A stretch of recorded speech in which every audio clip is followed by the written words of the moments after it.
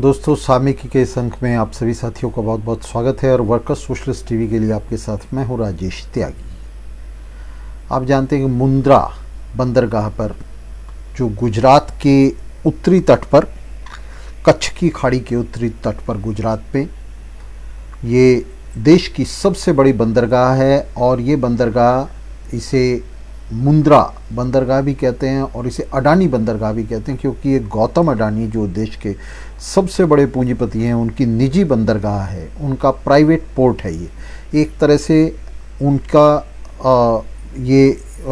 उनके लिए एक तरह से उनके व्यापार का घर है।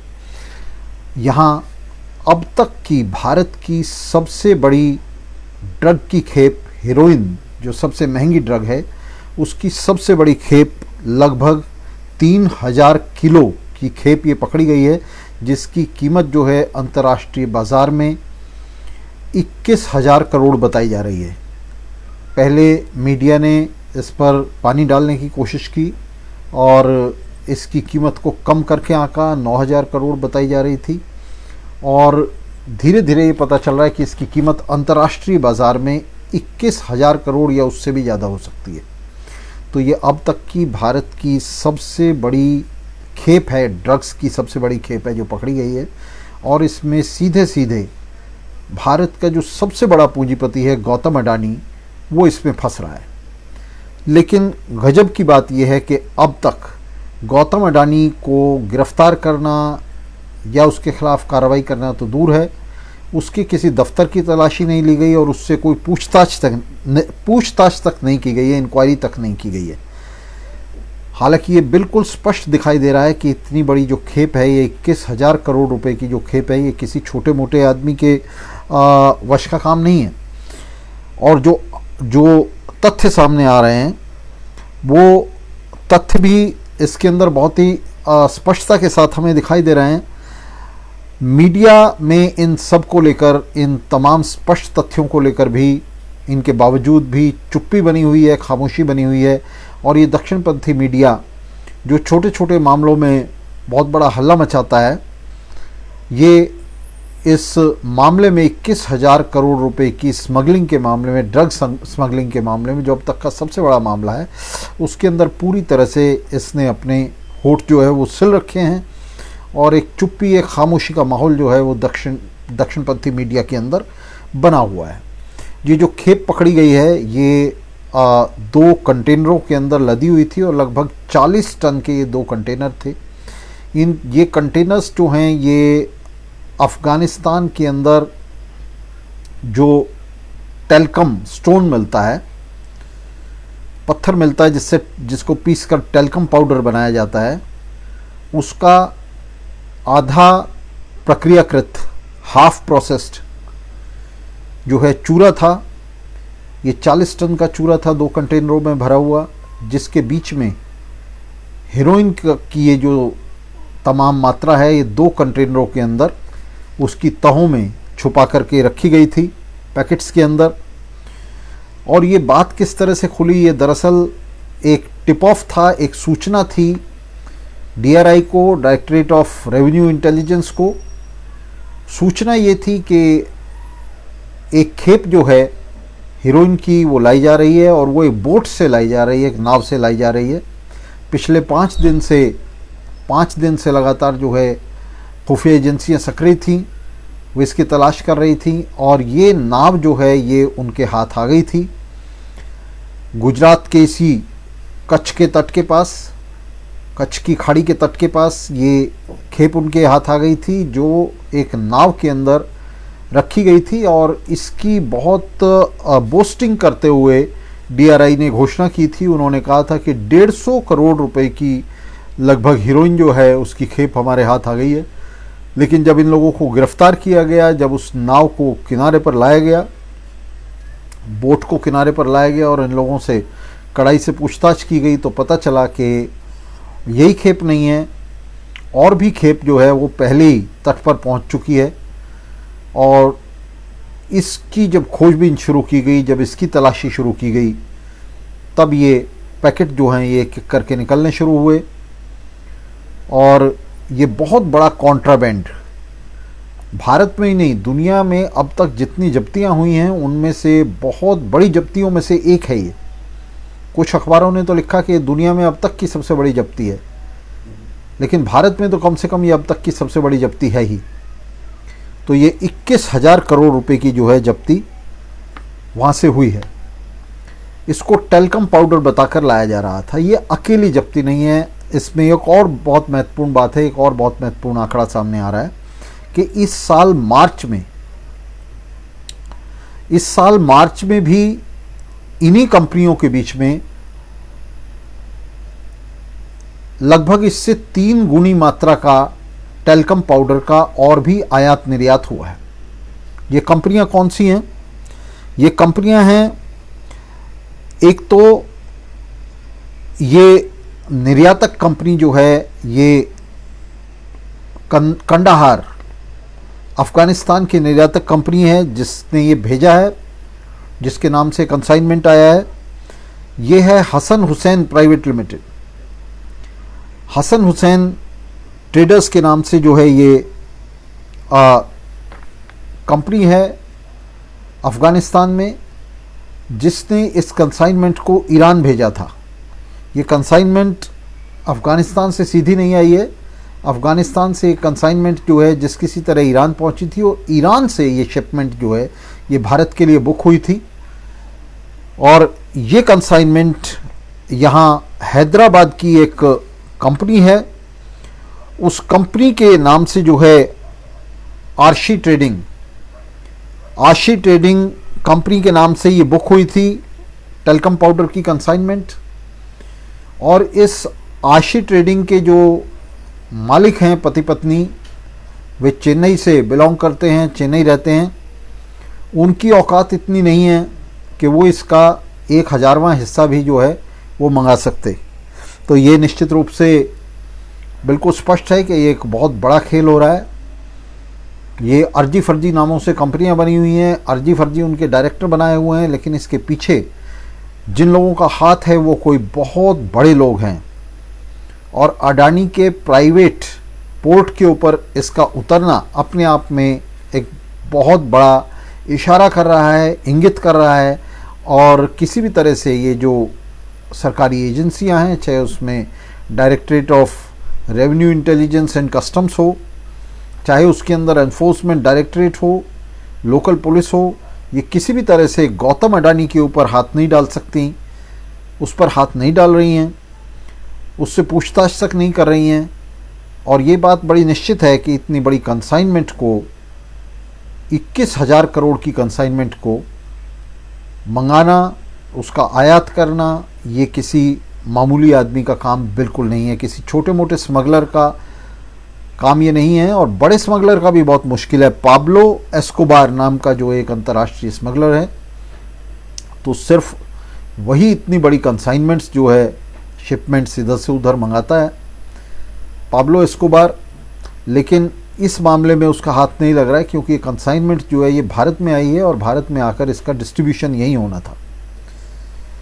खुफिया सूचना पर 5 दिन से चल रही जो तलाशी थी वो आखिर इस मुकाम पर पहुंची और इतनी बड़ी कंसाइनमेंट जो है ये पकड़ी गई।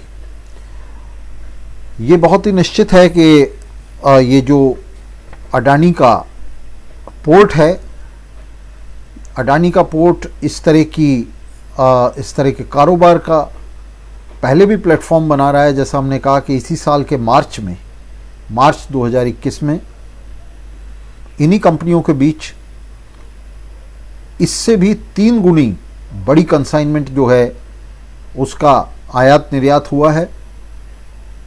और इसकी जो कुल कीमत बताई जा रही है, अगर इसकी कीमत आंकी जाए, अगर ये मान लिया जाए कि उस कंसाइनमेंट में इतनी हीरोइन आई होगी, तो उसकी कुल कीमत जो है वो 72,000 करोड़ रुपए बैठती है। और 72,000 करोड़ रुपए के साथ अगर इसको जोड़ दिया जाए 21,000 करोड़ रुपए को, तो ये लगभग कुल मिलाकर जो है 1 लाख करोड़ के आसपास, 90,000 करोड़ से ज़्यादा ये जो है इसकी कीमत बैठती है। इसकी कीमत का सटीक अंदाज़ा नहीं लगाया जा सकता, क्योंकि हीरोइन ऐसी चीज़ है जिसकी कीमत जो है दुनिया के अलग अलग हिस्सों में अलग अलग रहती है, तो उसका सटीकता से अंदाज़ा नहीं लगाया जा सकता, लेकिन मोटे मोटे तौर पर अंतर्राष्ट्रीय बाज़ार में इसकी कीमत जो है वो आंकी जा रही है। तो ये जो कंसाइनमेंट जो हाथ में है ये 21,000 करोड़ की और 72,000 करोड़ की लगभग हीरोइन, ये अंदाज़ा है कि मार्च 2021 में और यहाँ लाई जा चुकी है। और कितनी कंसाइनमेंट किस कंपनी के नाम से आई होंगी उसका अंदाज़ा नहीं है। भारत के ये बड़े पूंजीपति किस तरह का खेल खेल रहे हैं, इसकी एक और वानगी मैं आपको दिखाता हूँ। ये जो बंदरगाह है, ये प्राइवेट बंदरगाह, आप जानते हैं कि चुपचाप भारत सरकार ने, और ये मोदी सरकार ने नहीं दिया था, ये कांग्रेस सरकार ने दिया था, चुपचाप ये बंदरगाह, ये एयरपोर्ट और देश में आने जाने के, मालों के आने जाने के, यात्रियों के आने जाने के जितने पॉइंट्स हैं, ये धीरे धीरे करके सब बड़े पूंजीपतियों के हाथ में जो है दिए जा रहे हैं। एयरपोर्ट्स उन्हें बेचे जा रहे हैं, पोर्ट्स उन्हें बेचे जा रहे हैं, बंदरगाहें उन्हें बेची जा रही हैं। तो इसी तरह से ये जो बंदरगाह है, मुंद्रा की जो बंदरगाह है, इसे असल में कांग्रेस सरकार ने जो है अडानी के हवाले कर दिया था, गौतम अडानी के। और गौतम अडानी ने इस बंदरगाह को लेकर, ये बहुत बड़ी बंदरगाह है, ये भारत की सबसे बड़ी बंदरगाह है, इस बंदरगाह को लेकर बहुत सारा पर्यावरण का नुकसान किया था। पर्यावरण के इस नुकसान के चलते उस समय जब इस पर हा हुला हुआ तो सुनीता नारायण की चेयरमैनशिप में एक कमेटी बनाई गई और उस कमेटी ने 18 अप्रैल 2013 को एक रिपोर्ट दी। उसने एक रिपोर्ट प्रस्तुत की जिसमें बड़ा विस्तृत विवरण इस बात का दिया कि किस तरह से सारे कानूनों की धज्जियां उड़ाते हुए अडानी ने इस बंदरगाह को जो है फैला दिया है, प्रसार कर दिया है।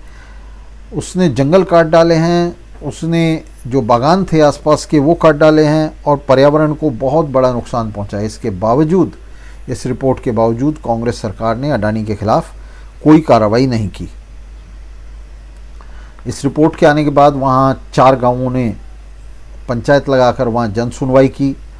29 जुलाई 2013 को जन सुनवाई हुई, लेकिन उसमें भी, उसके बावजूद भी, उस जन सुनवाई के बावजूद भी किसी तरह की कोई कार्रवाई नहीं हुई। भारत में जो एजेंसियां हैं, जांच एजेंसियां हैं, खुफिया एजेंसियां हैं, उनका ध्यान कभी भी इस तरफ नहीं रहता। उनका ध्यान लगा रहता है हर्ष मंदिर, सोनू सूद, गौतम नवलखा, सुधा भारद्वाज और ऐसे तमाम लोगों की तरफ जो लोगों की मदद कर रहे होते हैं, जो लोगों के लिए काम कर रहे होते हैं, जो उनके लिए संघर्ष कर रहे होते हैं। तो उनकी तरफ जो है उनका ध्यान लगा रहता है कि किस तरह से इन लोगों को परेशान किया जाए, हरास किया जाए, उन्हें जेलों में डाला जाए, उनके खिलाफ कार्रवाइयाँ की जाएं। और इस सब के पीछे जो ये जो खेल है, ये सब लगातार जो है चलता रहता है। विजयवाड़ा आंध्र प्रदेश की के लिए ये कंसाइनमेंट बुक की गई थी।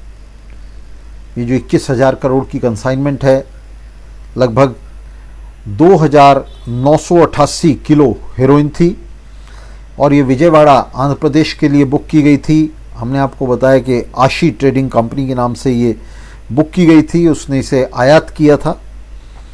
लेकिन जब ये पता लगाया तो पता लगा कि जो आशी ट्रेडिंग कंपनी है, जिसका विजयवाड़ा की क्लॉक स्ट्रीट पर जो है छोटा सा दफ्तर है, तो इस कंपनी के जो मालिक हैं वो पति पत्नी हैं जो चेन्नई में रहते हैं और उनकी तो औकात, उनकी हैसियत कुछ भी नहीं है। तो असल में इसके पीछे जो है निश्चित रूप से ऐसे लोग हैं जिनके जो 21,000 करोड़ रुपए का खेल खेल सकते हैं। अडानी की बंदरगाह पर ये सारा माल उतर रहा है और 21,000 करोड़ रुपए का जो खेल है, आप जानते हैं वो देश में बहुत ही मुट्ठी भर लोग हैं, चुनिंदा लोग हैं जो इस खेल को खेल सकते हैं। इसकी जो निर्यातक कंपनी है हसन हुसैन ट्रेडर्स, इसके बारे में ऐसा नहीं है कि भारत सरकार को ना पता हो या भारत सरकार को इसे पता लगने में देर हो, क्योंकि अभी तक, कल तक जो है अमेरिका और नाटो शक्तियां अफ़गानिस्तान के अंदर थी और उनके पास पूरी मैपिंग है अफ़गानिस्तान की। तो अगर भारत सरकार चाहे तो 5 मिनट के अंदर ये सूचना जो है ये अमेरिकी खुफिया एजेंसियों से हासिल कर सकती है।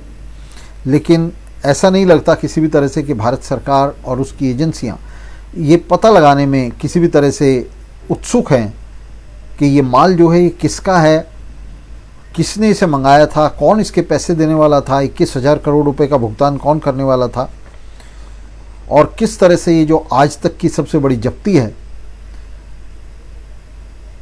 ड्रग की, कॉन्ट्राबैंड की, इसके तार जो हैं वो कहाँ कहाँ जुड़े हुए हैं।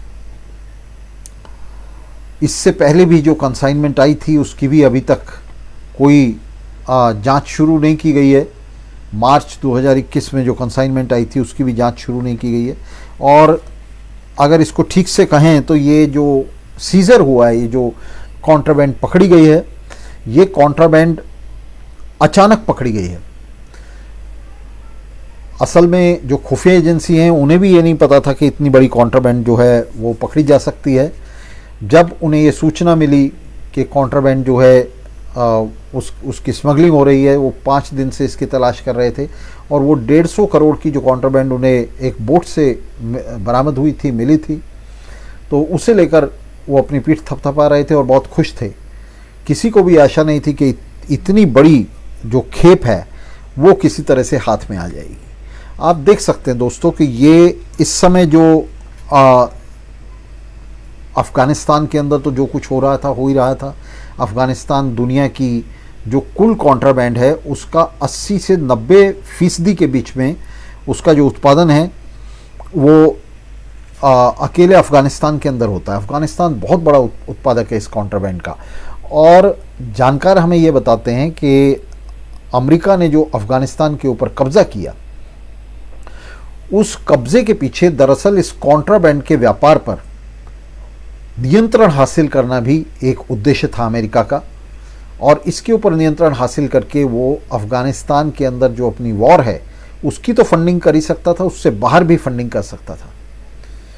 तो पिछले कुछ सालों में अमेरिकी कब्ज़े के बाद अफ़गानिस्तान के अंदर ये जो कॉन्ट्राबैंड का धंधा है, इसे पैदा करने का और इसका उत्पादन करने का, तो ये जो ड्रग का धंधा है ये अफ़गानिस्तान में बहुत ही ज़ोरों शोरों से पनपा था।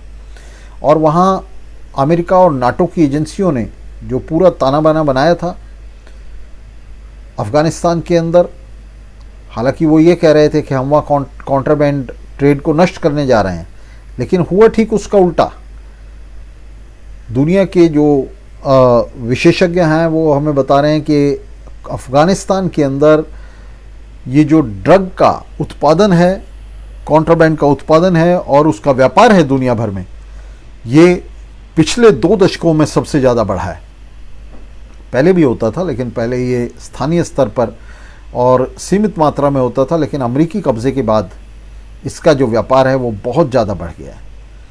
आप जानते हैं कि भारत सरकार का अफ़गानिस्तान के अंदर बड़ा निवेश था और भारत सरकार वहाँ अमेरिका और नाटो की विशिष्ट सहयोगी थी।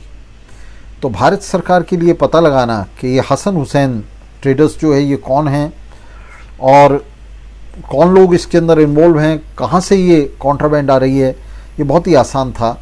लेकिन ये दिखाई दे रहा है, बिल्कुल स्पष्ट दिखाई दे रहा है कि किसी भी तरह से भारत सरकार ये जानने के लिए ना लालायित है, ना उत्सुक है किसी भी तरह से, और ना ही उसकी इसमें कोई रुचि है। वो जानती है कि ये कहाँ से आ रहा है और इसे कौन मंगा रहा है। और भारत सरकार के जो मालिक हैं, भारत सरकार के जो सिर पर बैठे हैं, उसके शीश पर बैठे हुए हैं, जो उसे चला रहे हैं, जो भारत सरकार के सत्ता रथ के पीछे आराम से कमर लगाकर कुर्सी पर बैठे हुए हैं, उसके रथ पर बैठे हुए हैं, ये वो लोग हैं जो इस व्यापार से लाभान्वित हो रहे थे। 21,000 करोड़ रुपए कुल जो इस पोर्ट के ऊपर जो आमदनी है, जितना कुल व्यापार है, वो कुल व्यापार जो है लगभग 14-15 हज़ार करोड़ रुपए से ज़्यादा का नहीं है। 14-15 हज़ार करोड़ रुपए का व्यापार है और एक ही बार में वहाँ 21,000 करोड़ रुपए की जो हीरोइन है उसकी ट्रेडिंग की जा रही है, उसका व्यापार किया जा रहा है। तो आप देख सकते हैं कि ये भारत के इन पूंजीपतियों को उनको जो है कितना बड़ा लीवर दे देगा, और किस तरह से ये जो हीरोइन है, ये जो 3,000 किलोग्राम हीरोइन है, ये किस तरह से पूरी पीढ़ी को नष्ट कर देने के लिए भारत के अंदर ये काफ़ी है। और भारत के अंदर ही नहीं, भारत के आसपास भी। तो ये दूर दूर तक युवा पीढ़ी को नशेड़ी बना देने के लिए, उन्हें नष्ट कर देने के लिए ये जो खेप है ये काफ़ी है।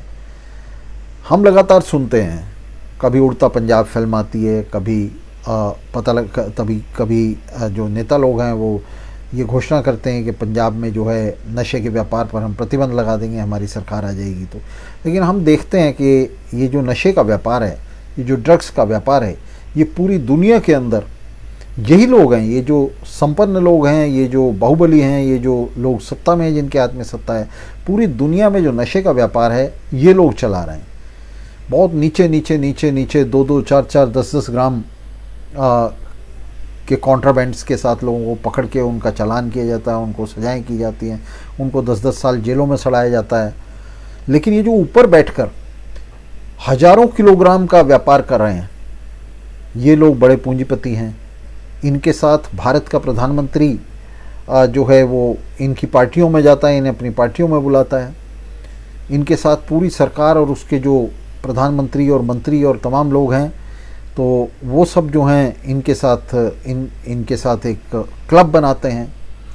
ये पूरी एक कंपनी है जिसमें सरकार शामिल है और ये बड़े पूंजीपति शामिल हैं, और ये सब मिल करके इस तरह का जो व्यापार है वो कर रहे हैं। दरअसल हमारे युग में बहुत सारे लोग जो पूंजीवाद का समर्थन करते हैं वो कहते हैं कि देखिए, तो ये प्रतियोगिता को जन्म देता है, और ये पूंजीवाद नहीं होगा तो लोगों के पास काम करने के लिए इंसेंटिव नहीं होगा, और इस तरह की तमाम बातें पूंजीवाद को ग्लोरीफाई करने के लिए करते हैं। वो ये भूल जाते हैं कि जिस पूंजीवाद की वो बात कर रहे हैं वो अब से 150 साल पहले काल के गाल में समा चुका है। आज का जो पूंजीवाद है वो पूंजीवाद नहीं है, उसके बीच में प्रतियोगिता नहीं है, उसके बीच में किसी तरह का उसके बीच में विकास नहीं है पूंजीवाद के अंदर। ये पूंजीवाद जो आज का पूंजीवाद है ये कहाँ सर्वाइव कर रहा है, किस चीज़ पर ये खड़ा हुआ है? ये दरअसल जितनी भी तरह के काले धंधे हैं, जितनी भी तरह की लूटमार है, हिंसा है, खून खराबा है, उस सब के ऊपर खड़ा हुआ है। ये युद्धों के ऊपर खड़ा हुआ है आज का पूंजीवाद। आज का पूंजीवाद ये ड्रग के व्यापार के ऊपर खड़ा हुआ है, कॉन्ट्राबैंड्स के ऊपर खड़ा हुआ है, जिनका बड़े पैमाने पर दुनिया के अलग अलग क्षेत्रों में उत्पादन हो रहा है, और उन क्षेत्रों पर अपना प्रभुत्व जमाने के लिए जो साम्राज्यवादी ताकतें हैं वो एड़ी चोटी का जोर लगा रही हैं। तो अफ़गानिस्तान को इन लोगों ने एक तरह से ड्रग पैदा करने वाले अफ़ीम और दूसरी अफ़ीम, चरस, गांजा, भांग और हेरोइन और इस तरह की तमाम ड्रग्स जो हैं उनको पैदा करने, उनको बनाने, उनको प्रोसेस करने और फिर उनको दुनिया भर में बांटने के लिए उसको एक फैक्ट्री के तौर पर अफ़गानिस्तान को इन्होंने इस्तेमाल किया 20 साल। और ये सारा जो व्यापार है ये वहाँ अमेरिका, नाटो और उनके जो सहयोगी देश हैं तो उनके हाथ में ये व्यापार रहा। 20 साल उन्होंने इसका जमकर दुरुपयोग किया और इससे उन्होंने लाखों करोड़ रुपए जो है वो कमाया। तो आज का जो पूंजीवाद है, आज का जो पूंजीपति वर्ग है, वो किसी भी तरह से उसका जो मुख्य आलम्ब है, उसका जो मुख्य सारा है, वो किसी भी तरह से तकनीक का विकास, किसी भी तरह से व्यापार के क्षेत्र में किसी तरह का विकास, किसी तरह के इनोवेशन, किसी तरह की नई खोजें और ये सब नहीं है। उसका जो आज फोकस है वो इस तरह के तमाम काले धंधों पर, नशे की चीज़ों को पैदा करने पर, उन्हें बेचने पर, लोगों को एक तरह से मानसिक तौर पर, बौद्धिक तौर पर पूरी तरह से पंगु, उनको अपंग कर देने पर, और इन तमाम चीज़ों पर है जो इंसानियत की विरोधी हैं, जो मानवता की विरोधी हैं, जो इंसानियत के ख़िलाफ़ हैं। तो हमारे वक्त का जो पूंजीवाद है, हमें समझ लेना चाहिए, जब कोई ग्लोरीफाई करता है तो हमें ये समझ लेना चाहिए कि इसका महिमा मंडन नहीं किया जा सकता, क्योंकि ये जो हमारे वक्त का पूंजीवाद है गला सड़ा पूंजीवाद है। ये साम्राज्यवाद की अवस्था है पूंजीवाद की। पूंजीवाद अपनी अंतिम सांसें गिन रहा है। वो बीमारू पूंजीवाद जो है वो बिस्तर पर पड़ा हुआ है और वो बड़ी मुश्किल से अपने आप को सस्टेन कर पा रहा है। इस तरह से वेंटिलेटर्स पर लेट करके ये आप देखिए किस तरह से जो अफ़गानिस्तान से ईरान तक और ईरान से भारत तक, देखिए किस तरह का ये एक ड्रग रैकेट बना हुआ है, और पूरी दुनिया के अंदर ये एक ड्रग कार्टेल बना हुआ है। और अब तो जो सबसे मज़ेदार बात सामने आ रही है, हमारे सामने दिखाई दे रही है, वो ये दिखाई दे रही है कि देशों के सबसे बड़े पूंजीपति इस ड्रग कार्टेल का हिस्सा हैं और वो इसे चला रहे हैं। यहाँ बहुत ही सीधा आरोप लग रहा है गौतम अडानी के ऊपर कि उनका प्राइवेट पोर्ट है और ये जो खेप आई थी जो एक फर्जी नाम से बुक थी, हैदराबाद की एक कंपनी के नाम से, विजयवाड़ा की एक कंपनी के नाम से बुक थी, तो ये जो खेप है ये निश्चित रूप से इसके अंदर गौतम अडानी का जो पोर्ट है तो वो इसके अंदर हमें इन्वॉल्व दिखाई दे रहा है, उसकी इन्वॉल्वमेंट दिखाई दे रही है। और खुलकर, ये हम ही नहीं कह रहे हैं, बूर्जुआ अखबार और बूर्जुआ पत्रकार जो हैं वो ये बात कह रहे हैं। और इसका सबसे पुख्ता सबूत इसके सिवा और क्या हो सकता है कि गौतम अडानी से पूछताछ नहीं की जा रही। इसका मतलब सरकार पहले से जानती है, सरकार उसका स्रोत जानती है, सरकार उसका जो आगम बिंदु है वो भी जानती है, निर्गम बिंदु है वो भी जानती है। तो सरकार को सब कुछ मालूम है और इसका पता लगाना सरकार के लिए कोई बड़ी बात नहीं है। लेकिन सरकार अब कर क्या रही है, पता लगाने के बजाय उन सूत्रों को काटने पर लगी हुई है जो इस ड्रग कार्टेल को सीधा गौतम अडानी के घर ले जाते हैं। और क्या गौतम अडानी अकेले ऐसे पूंजीपति हैं जो इस तरह की हरकतों के अंदर जो है, इस तरह की अपराध कर्म के अंदर जो है इन्वॉल्व हैं? हम देखते हैं अभी हाल ही में बॉलीवुड इंडस्ट्री के राजकुंद्रा पकड़े गए जो पॉर्न फिल्में बना रहे थे, बच्चों को लेकर पॉर्न फिल्में बना रहे थे और इस तरह की तमाम चीज़ें। तो जितने भी इंडस्ट्रीज़ के शीर्ष पर बैठे हुए लोग हैं, चाहे वो पोर्ट इंडस्ट्री के सिर पर बैठे हों या पॉर्न इंडस्ट्री के सिर पर बैठे हों, ये लोग जो ऊपर बैठे हुए लोग हैं ये इस तरह के तमाम काले धंधे, अपराध कर्म उसके अंदर ये मशगूल हैं। किसी समय दुनिया का पूंजीपति वर्ग जो है वो अपराध के खिलाफ अपने आप को घोषित कर रहा था। वो ये घोषित कर रहा था कि हम अपराधों का दमन करेंगे और उसकी एक स्ट्रीक थी, एक बेहतर लोकतंत्र देने की, एक बेहतर जनवाद देने की, जिसके अंदर वो दरअसल पूरी तरह कहीं भी कामयाब नहीं हुआ। भारत जैसे पिछड़े देशों को तो छोड़िए, वो पिछले युग की क्रांतियों में यूरोप और अमेरिका में भी कामयाब नहीं हुआ। लेकिन वहाँ जैसा तैसा लोकतंत्र भी वो दे पाया, उस तरह का लोकतंत्र भी वो यहाँ स्थापित नहीं कर सकता। यहाँ बाजार नहीं स्थापित कर सकता पूंजीवाद, यहाँ काला बाजार स्थापित कर रहा है वो। यहाँ वो किसी तरह से लोकतंत्र नहीं दे सकता, यहाँ हर जगह अधिनायकत्व बांट रहा है वो। यहाँ हर जगह अथॉरिटेरियनिज्म बांट रहा है, प्रभुत्ववाद बांट रहा है। और दुनिया के स्तर पर भी वो यही कर रहा है। दुनिया के स्तर पर भी जो पूंजीवाद है वो इसी तरह से एक मुक्त बाजार देने के बजाय, जिसकी उसने बात की थी, जिसका उसने वादा किया था, पूरी दुनिया के अंदर हम देख रहे हैं कि मैनिपुलेशंस हो रही हैं। हथियार जो हैं उनका उत्पादन हो रहा है, बमों का उत्पादन हो रहा है, लड़ाकू हवाई जहाज, लड़ाकू पोत बनाए जा रहे हैं और पूरी दुनिया के अंदर ये हिंसा और मारामारी जो है पूंजीवाद बांट रहा है। और यहाँ हम स्पष्ट रूप से देख रहे हैं कि पूंजीपति वर्ग जो है, और सबसे बड़े पूंजीपति, ये छोटे छोटे पूंजीपति नहीं, सबसे बड़े पूंजीपति किस काम में लगे हुए हैं, किस तरह के अपराध कर्म में वो लगे हुए हैं। और क्योंकि सत्ता उनके हाथ में है, क्योंकि जो सत्ता के शीर्ष पर बैठे हुए हैं वो उनके दलाल हैं, उनके एजेंट हैं, इसलिए उनका कुछ नहीं बिगड़ेगा। ये पूरी सत्ता ही उनकी है।